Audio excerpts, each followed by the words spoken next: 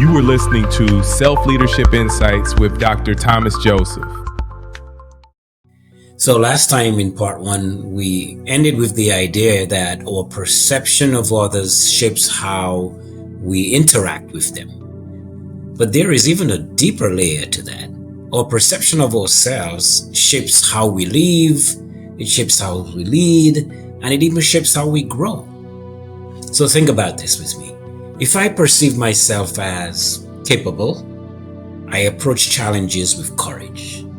If I perceive myself as powerless, I retreat even before the battle begins. The same reality can unfold, but the story I tell myself changes the outcome. So this is the essence of self-leadership, the discipline of managing your own perception. Because not every voice in your head speaks truth. Not every doubt reflects reality. If you let distorted perception define you, then your leadership falters before it even touches another person.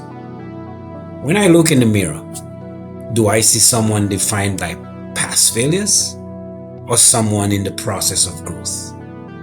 Do I perceive myself as a victim of circumstance or as an agent of possibility?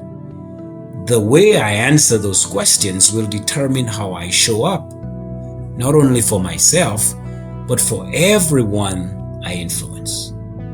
Self-leadership begins with this inner clarity, to recognize the stories we are telling ourselves, to challenge them when they are false, and to choose perceptions that empower action. Because the truth is simple. The world is rarely see us differently than you see yourself. If you see yourself with smallness, you will lead with smallness. If you see yourself with dignity and resilience, you will lead with strength. So, part 2 of the power of perception brings us here. If perception determines interaction, then self-perception determines self-leadership. So there is a challenge. Train your perception inward.